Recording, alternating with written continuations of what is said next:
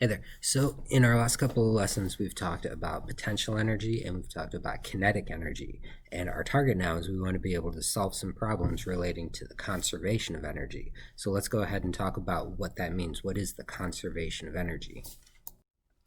Okay, the conservation of energy is basically this idea that energy can't be created or destroyed. Whatever energy is there is always going to be there. It can transfer between objects, it can kind of change forms, but whatever energy was there to begin with is going to be there at the end. So think about for a minute an object suspended at some height above the ground. Here I have a baseball, it's at some height above the ground, it's maybe a meter and a half above the ground here. It's got some potential energy. Remember, potential energy depends on the object's height. So I can say this has some kind of potential energy right now. What's going to happen to the energy if I drop the ball? If I drop the ball, what's going to happen to its height? Its height is going to go down, right? As it's falling, its height decreases. What happens to its potential energy? Its potential energy decreases. So where does that energy go? If you think about the falling ball, what happens to its velocity? As it falls, its velocity increases. It gets faster and faster and faster, right? And if you recall, the kinetic energy depends on the velocity. So what happens to this ball's energy is, when it's up here, it's got all potential energy. As it's falling, the potential energy is going down, the kinetic energy is going up, the potential energy is turning into kinetic energy, okay? And that's kind of the idea here when you think about conservation of energy relating to a falling object. And a lot of times using this idea can make it very simple to calculate how fast the ball will be moving after it's fallen a certain height, or make it very easy to calculate how high a ball will go if I throw it up in the air. So let's talk about how we can calculate some of those things. Okay, two different cases to talk about here. The first case is the case of a falling object, and I want to know what's going to be its velocity after it's fallen a certain height. Okay, you can see up here a little derivation, right? There's some math up there, and that math will tell you how I came to get this result here.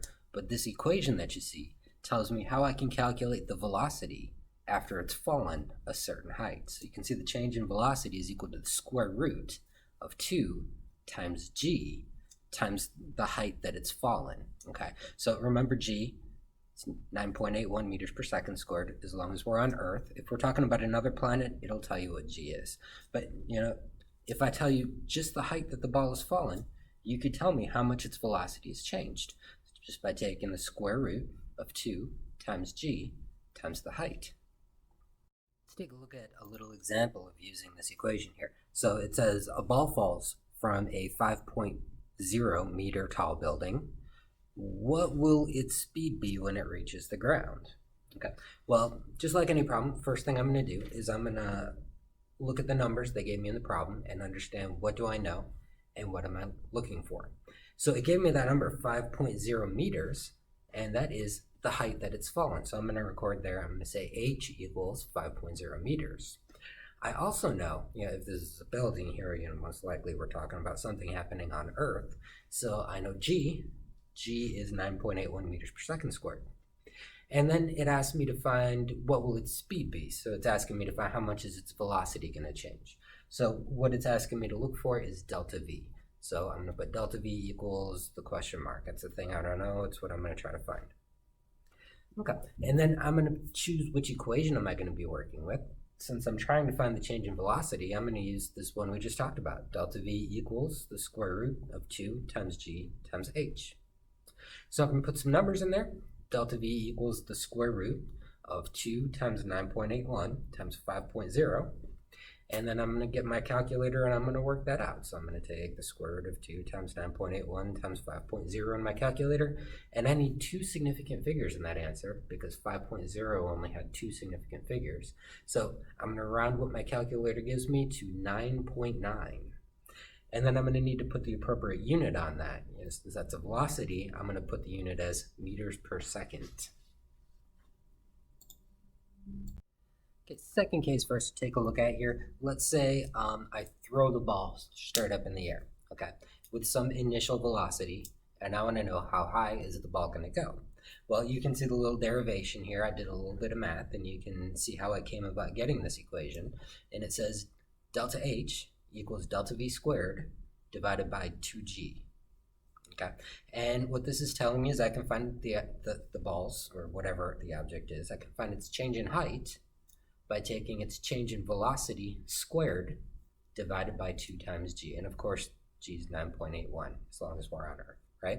So if I tell you how fast the ball was moving as I threw it, you can figure out very easily how high it's going to go. Just take that number squared and divide by 2 times g. And yeah, so let's take a look at an example of how to do that. Okay, here's an example. It says the ball is thrown up with a speed of 9.0 meters per second. What height does it reach? Okay, so I'm going to record the things that I know about the problem.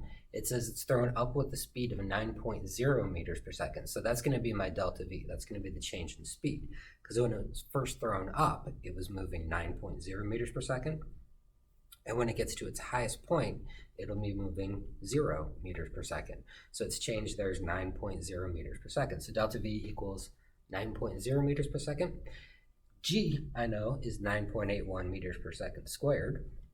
And then what we're looking for is we're looking for that change in height. So we're looking for delta H. So I'm going to choose the equation that I'm going to use. I'm going to use this one we just learned. Delta H equals delta V squared over 2G. I'm going to put the numbers in there. So it's going to be 9.0 squared divided by 2 times 9.81. And be careful when you're doing the math here, because if you just type in your calculator 9.0 squared divided by 2 times 9.81, it will take that 9.81 and think that you want it to be multiplied by 9.0 squared divided by 2. And what you really mean is you want the 2 to be multiplied by 9.81. So just kind of a good general tip when you're working with the calculator is if you have some things multiplied in a denominator, just put them in parentheses. It's going to make it so that the calculator doesn't mistake what you're trying to do, right? So I'm going to take my calculator. I'm going to do 9.0 squared divided by parentheses 2 times 9.81. And I'm going to need 2 significant figures there because 9.0 had 2 significant figures. And so I'll round my answer off to 4.1. And then I need to choose a unit. Okay, this is a height, and we'll measure a height with meters. So I'm going to put my answer as 4.1 meters. Okay, so there's some about the conservation of energy. We talked about potential energy and kinetic energy, and how in a falling object, you're going to see the potential energy turn into kinetic energy. Hopefully that helps us to be able to solve problems relating to the conservation of energy. So until next time, take it easy.